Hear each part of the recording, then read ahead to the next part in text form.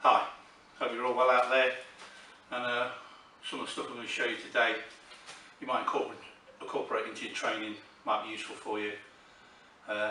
Let's see, basically the floor to ceiling ball, a bit more of an intermediate to advanced piece of training equipment for the martial artist because of the hand-eye or even foot-eye coordination that's necessary to be good on this, because as you all know, the bungee either end, sometimes rope one end, bungee one end, but the bungee usually both sides causes this thing to obviously swing around very erratically.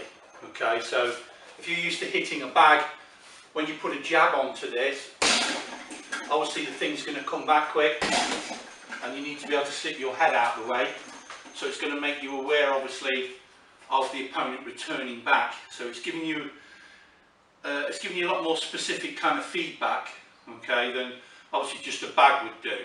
Okay, again, like when we use the focus mitts, if the pad holder, the mitt holder is really interacting with us quite well, then the workout is more specific to the reality of fighting.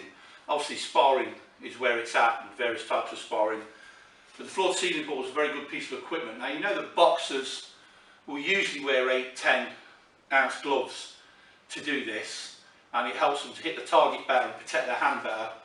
As a martial artist, and hopefully a totalistic martial artist, I won't use the word, you know, the dreaded MMA, so it's not totalistic, but I'm talking about you go across the spectrum, fighting any range, use weapons, whatever, then obviously what you're looking for when you're training is, you know, something that helps you deal with the totality, and people don't stand there and let you hit them. Of course you will see that when people get sucker punched because they don't know much about combat, they don't know how to keep the distance, they've never had a fight before, they've got no techniques for a fight, and often something that I'll talk about in another clip, the 3 F's if you like, fight, flight, but something people don't talk about too much, which is freeze, and how that affects you, or the fact that you're ineffective in a fight and you'll just be hit, fall, and that's the end of that. So you're not going to represent yourself very well. So these kind of high responsive pieces of equipment, the speed ball, you know, there's all sorts of training equipment out there that people are making as well, that give you some feedback, make it more active, okay, then these are obviously very useful. A beginner can start with just jabbing, whether you twist your jab. In Jeet Kune Do, the opening lead straight would be a vertical delivery with the shortening of the arm. that motion. You can refer to other clips about straight punching and straight blasting, but obviously lots of martial artists will twist their hand. Okay, we can't go into the detail of why we would open with this. After opening in JKD though, if you look for the detail of why we do that on another clip, after opening with that, you can certainly begin twisting your hands if you want. There's a specific reason why the JKD lead straight right is that way. Okay, but that's another clip. So how you want to hit this, whether you're more of a boxer, you know, coming from this method of twisting, or you're going to open with the vertical each time, or you're going to vary it. I vary it as well. So you can practice by just starting off by throwing your jab and just leaning off to the left a little bit and covering with your right hand. Okay, just show you that again a little bit slower. I'm just taking my left foot over a little bit, just going to zone over to my left hand side. Of course I'm in a right here. If you're left-handed or you happen to be orthodox and you're going to lead with your weaker hand, that's up to you, then you step with your right a little bit and lean to the right. So again, what I'm doing is effectively throwing the jab and being elusive with my head and body to move off to the side, because the ball's going to return, and of course if I stay where the ball is, it's going to hit me straight in the face. It's not going to kill you, but you won't like it too often while you're training. So you hit and you're going to move out the way, and sometimes you can lean in. If you're a grappler, you want to come in, you've got hold of the guy, and that will lead on to the next thing that you can, well, you don't often see people doing anyway, but maybe this will be the first time you see it on YouTube. If you should miss with your hook, okay, then the idea is that when you miss with the hook on the timing of it, you can then pick it up into a choke, okay, rear naked choke, triangle choke, whatever you want to call it, okay, but a choke across the windpipe, and you've got to simulate now that you're at the back of the guy's head. If you want to be more sport specific or fight specific, as you've hit and missed, you can shoot round, okay, but I don't bother doing that. I know where I am. This is the back of the guy's head now, and I'm choking in on the windpipe, and I might slip in a knee or a foot stamp when I do that, okay, and then what I will do is I will push away with my hand, hitting the back of the head to clear back out and pick the rhythm up. So altogether that'll look something like,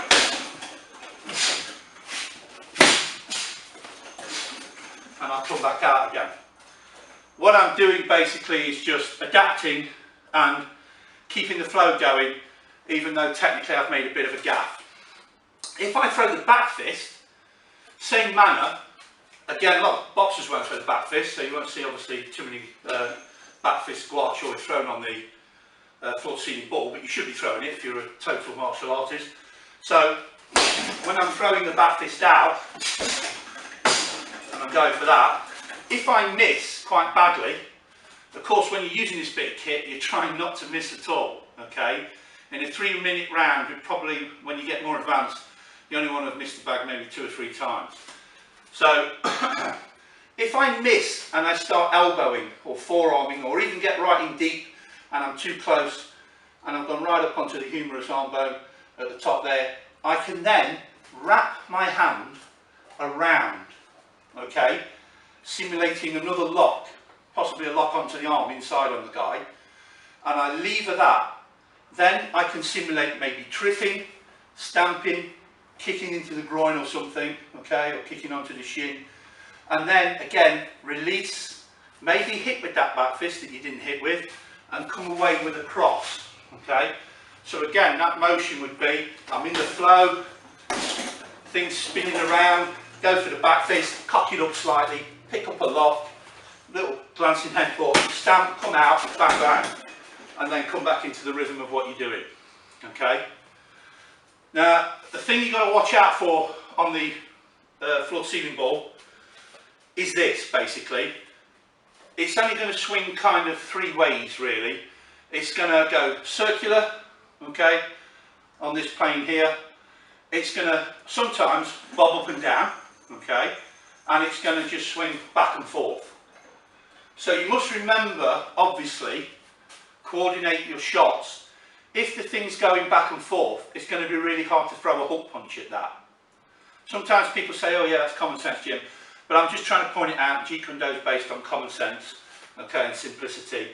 If this is firing back and forth now, if I just exaggerate that, it's hard to do a hook onto it, but obviously I'll jab onto it easy.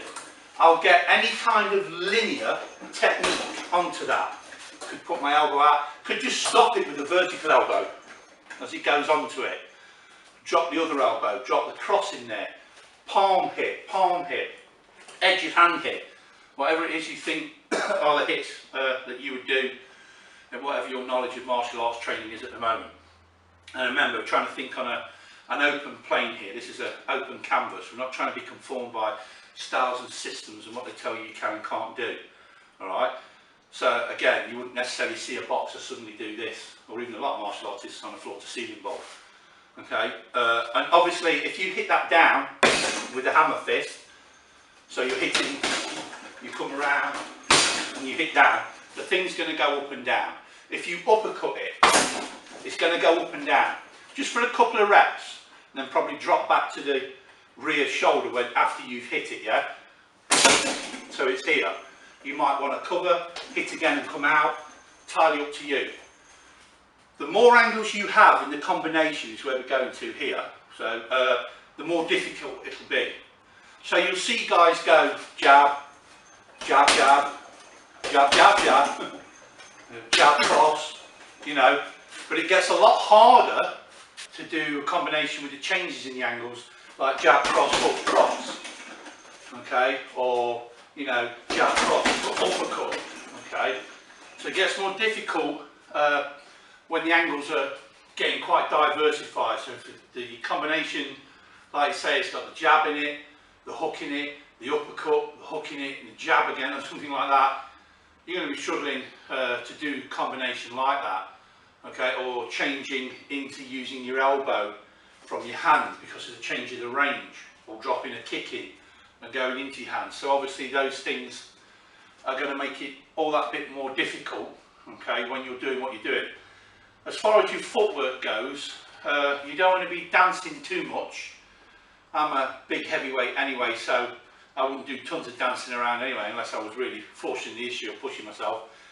But at the same time, even if you're lightweight or anything like that, your movement just needs to be enough to get yourself in the correct position on the line. So if I'm throwing a few punches and I'm, say, like throwing a jab and a cross, and the ball is going back and forth away from me on a nice straight line on the centre line, but I've moved slightly, I want that line again before I throw again. Okay, so I need to move just enough to find the right place for my next move. So just round here so I can get that cross on. Just moved a little bit. I want to get over here now. So all the time I'm trying to get the ball in a favourable line, whether it's circling or coming back and forth for the shot I'm going to fire at it. Okay, so I don't want the ball, you know, shooting back and forth off a jab cross and me being over there trying to hit it and trying to hit it now or something, because I'm not really on a favourable line for that. So that's another thing that will get you to miss cue and also completely miss. Again, on a already particularly difficult piece of apparatus to use, and obviously we're just looking at this kind of beginner intermediate, or maybe the odd few things you might say are a bit advanced if you start choking, things like that, because you don't normally see that sort of stuff. Most people never thought about it. But just basically your combinations as jab, cross, uppercut, those sort of things, jab, cross, hook, jab, cross, hook, back fist, and so on. And of course, why is this difficult? Because of breaking the rhythm. If you miss on a shot, then obviously you go out of time with the swing of the bag to a degree as well, so the rhythm's broke. So most good guys who put clips up like this on YouTube, there's lots of good clips up on YouTube, better boxers and way better boxers than me showing you the basic boxing elements. I'm just taking it out of the tin, if you like, and going a bit further on, you know, basically if you miss, stay in on it, slip a little bit, whatever, and carry on. Don't let that break your rhythm too much. So if I'm throwing and I miss, try and pick it back up, centre yourself, find the line, and get back into your groove. I just deliberately miss, and we're back. So, you know, try and hold your line, carry on, keep working at it. Time is what makes you good. Time and effort is what makes you good at anything. Do a 3-minute round, do a 5-minute round, do a 10-minute round, do what you can, and keep practicing it once or twice a week, and eventually 3 months, 6 months, if it takes you a year down the line, you'll feel fairly confident, you'll be throwing your combos, and you'll feel fairly happy that you can hit the ball.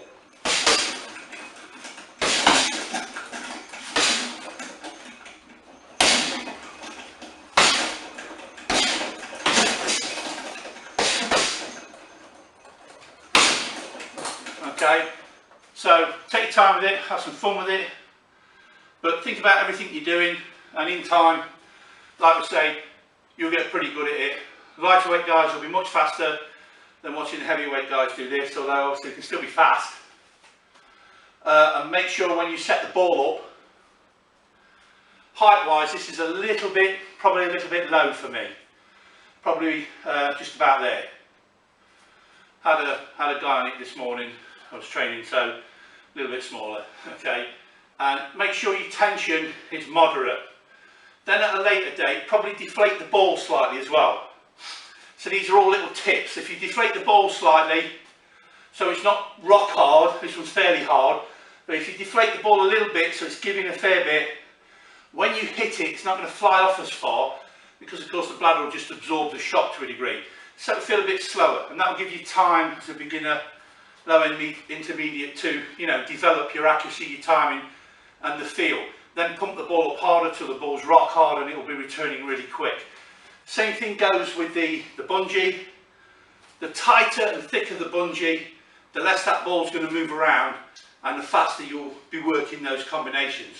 However, that's not the be all and end all. I often change the tension on the bungees and make them very slack sometimes, almost like the ball's almost wanting to hang, and it will go around in a massive circle, whatever, just to throw your timing out and make you work again if you've got in a bit of a rut over 6 to 10 weeks, hitting the ball when you do, slack it off or make it tighter than normal. That's why I usually go for a kind of moderate slackness. If it drops about 8 to 10 inches, you can lift it 8 to 10 inches. I'd call that moderate. If you can lower it more than that and higher it more than that, it's slack. And if you can only lift it a couple of inches down and back and forth a few, it's tensioned very tightly. So again, that's just some of the basic tips we can show you, and hopefully that's going to help you. Thanks for watching. Cheers.